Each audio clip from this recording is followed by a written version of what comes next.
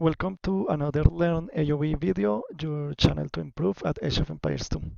Today we're going to take a look at the Drush Castle. This is a build order that I very much enjoy with certain civilizations, but you can use it with almost every civilization available. The idea of this build order is to make 3 militias in Dark Age, try to harass your opponent a bit, and then go as fast as possible to Castle Age, and take advantage in early Castle Age of powerful units. So let's get started. The build order starts as usual with the starting villagers building 2 houses, and queuing up all the villagers that you can, and sending up to 6 to the first ship. We are in the meantime scouting as usual, and we want to send after the 6th ship, we want to send 4 on wood, and then the 11th villager to hunt the boar. So this is more a standard build, like an old school build that it's easy to follow at the beginning, but then it gets a bit harder. I would say I will label this build order as hard to play. Well, hard if you are below 1400 elo, because you need to be aware of multiple fronts. You need to be aware of your military in the opponent's base, and you need to be aware of your economy in your base.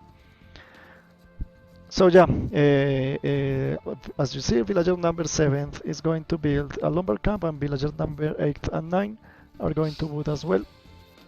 I like to build a back lumber camp so that my town center protects it a little, and at least my opponent's army has to make some lap here in order to reach my lumber camp.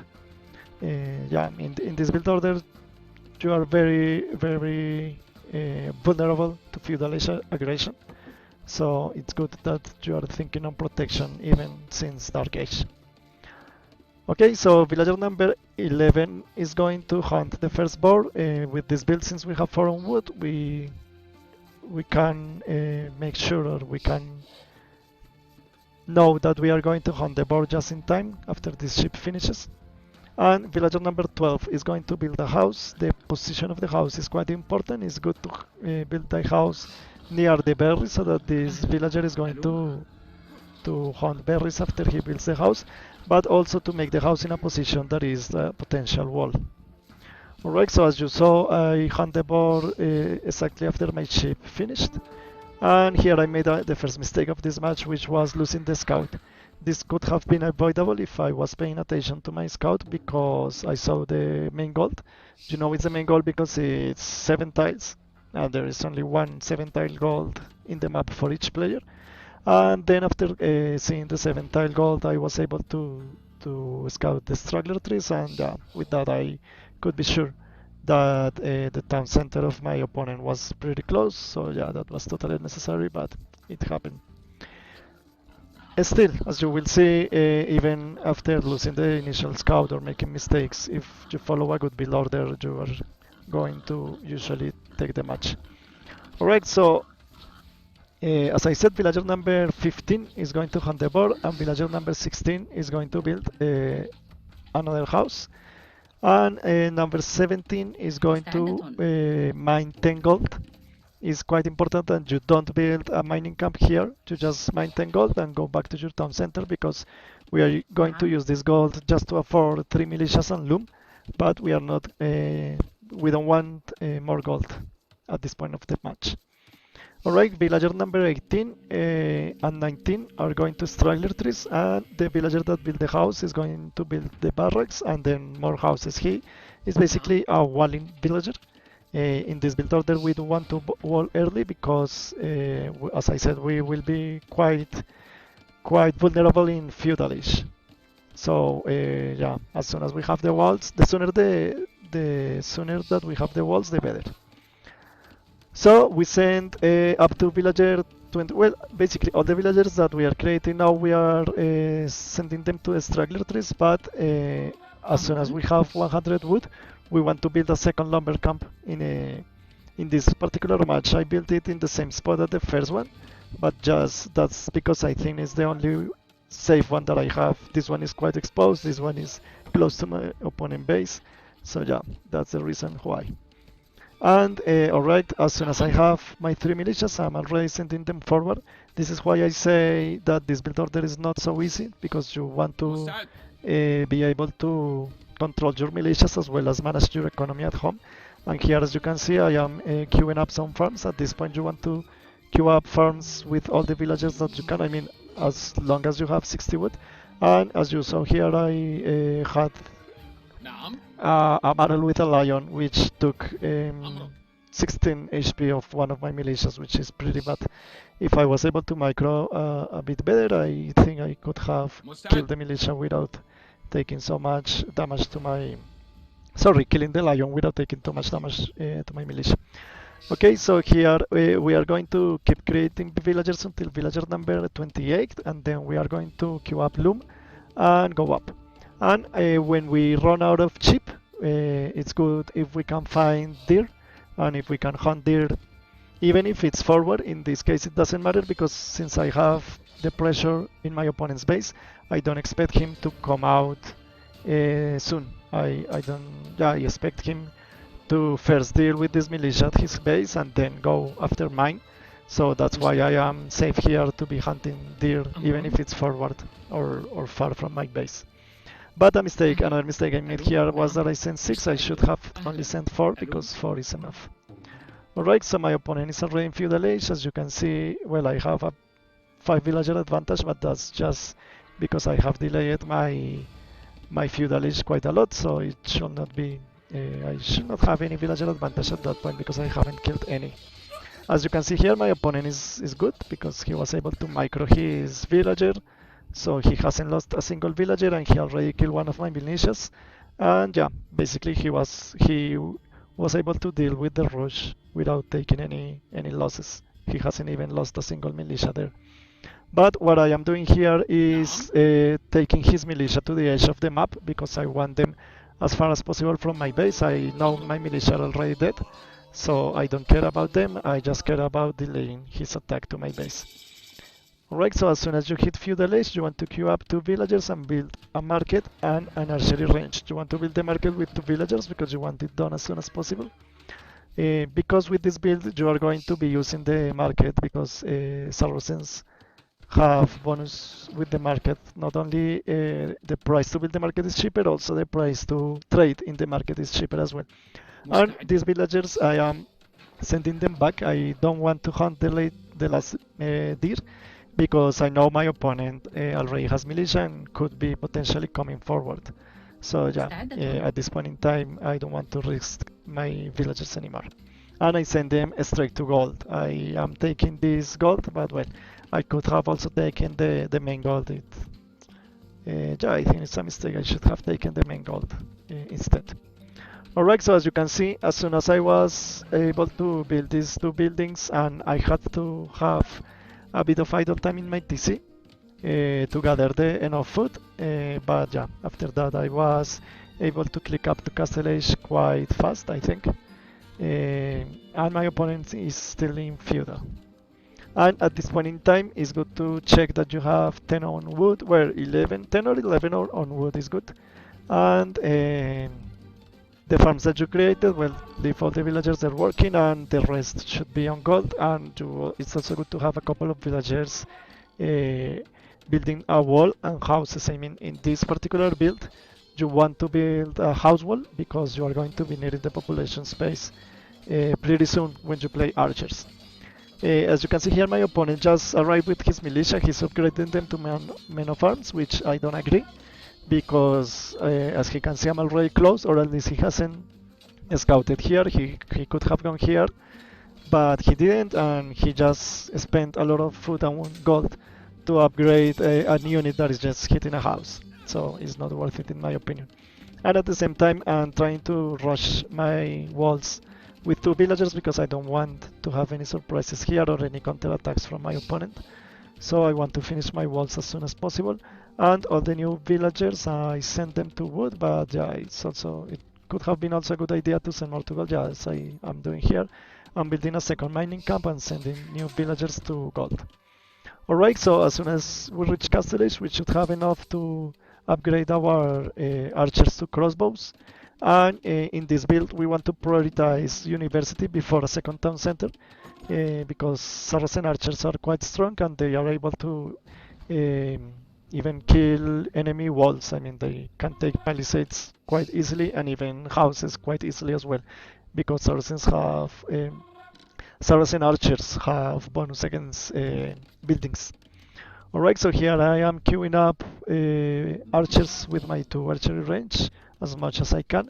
I think I will need to keep them a bit idle for a moment in order to afford ballistics. Ballistics, Bodkin arrow and fletching as are the most important upgrades that you want to do here.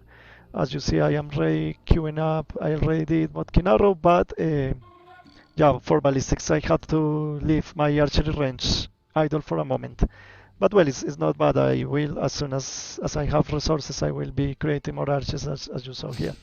I put my gather point here because I have a hole, but well, in a moment I will put my gathering point forward in my opponent's base. Here,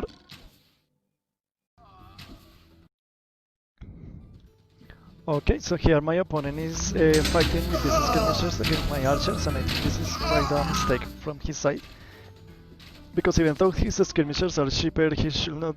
It doesn't mean they can be wasted, and you cannot fight against Castle Age crossbow, especially upgraded crossbow with Bodkin arrow, when you have just feudal age skirmishers. And also taking into account that he is already going up to Castle Age, he should have waited. Yeah, he should have kept his skirmishers alive and wait until they are elite, or at least yeah, until they are elite and they have the second defense upgrade before fighting against Castle Age archers. As you can see here, he wastes 3 skirmishers more, and they would have been very important to fight my army. Okay, so here in the front I am harassing my opponent. I am pointing to the archery range because with the Saracen archers they take the buildings pretty quick.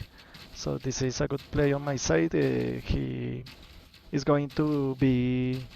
I mean, he's going to find it very difficult to create skirmishers if I target his archery ranges. Here I made a small mistake and I lost 2 archers against the town center, but well. At the meantime, you should be handling your economy a bit better than I am, because I have too many on gold and too few on food.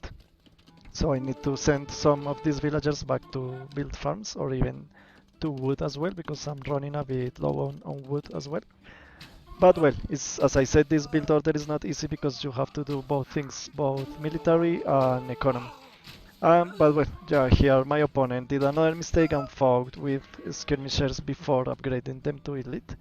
He probably doesn't have the resources, but well, he could have stayed behind his 2 town centers and try to wait until he has elite skirmishers, or even better, maybe rush and siege workshop and build a mangoner, because it's very difficult for him to fight this amount of archers with just skirmishers.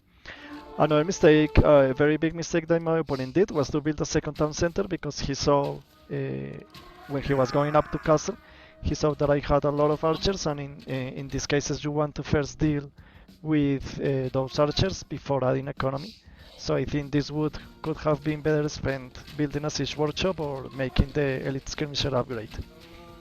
Okay, here I am able to take some villagers with just 5 archers, and I have those parked here targeting the TC.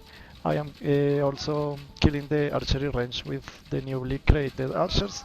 Here I lost my 5 archers, but it doesn't matter, they killed all 5 villagers as well, so it was pretty much worth it. And here I'm going to fight. I want to fight because I am up the hill, and also they are not elite skirmishers yet. He's trying to split a bit, but it won't work because I already have ballistics. That's why with this build order you want to prioritize ballistics over a second town center, because to fight here ballistics is quite important. As you can see, his archery range is down, and yeah, he just called the GG because the villager count is very bad for him. I was able to deal a lot of damage. And yeah, as I said, my opponent's mistakes, the biggest mistake that he did was building this second town center instead of going for elite skirmisher or siege workshop. And But I think the biggest mistake was wasting his skirmishers when he was going up to Castle Edge, because he was basically without defense against my archers. And I also didn't do a pretty good job managing my economy. As you can see, I ended up with almost 1k gold, which is too much. I should have sent a lot of gold villagers to build more farms. And well, as you can see in my economy, the last villagers that I built, I sent them to stun, because potentially I want to build a forward castle to finish up the match, or make more town centers. It depends on how you are seeing the match evolving. But yeah, this is the basic idea of the Drush fast castle. As you can see, it was successful even against a civilization that, in theory, is a counter to it, because, as I said at the beginning, Byzantines have cheaper skirmishers. Let's see now the uptimes, and let's talk about the perfect uptimes as usual. So with this build order, which was 28 villagers, fast castle, you want to reach feudal age at exactly 13 minutes. So that's the perfect theoretical time. As you can see here, I reached feudal age at 13:04, which is pretty good. It was just 4 seconds behind the perfect 28 villagers time. But the castle age was not so good, because the perfect castle age time is 16:30. If I was 4 seconds late, I should have been able to reach castle age at 16:34. Yeah, 16:34 would have been the perfect time. That is because I didn't have enough resources yet, and also because I only sent one villager to build the archery range. I should have sent two to build the market, to build the archery range. And I didn't have enough resources because I didn't build enough farms in Dark Age. So yeah, with this build order, that's why I label it as hard, because you need to be aware of several things at once. And every mistake that you do is going to affect your uptimes. So he was able to micro a villager at the beginning, and he was able to kill all my militia without suffering any losses. But he made mistakes later, especially when he was going up to Castellation. And in Castellation, he made mistakes as well. So yeah, that's it for this build order. Let me know in the comments what other build orders would you like me to do. And don't forget to like and subscribe.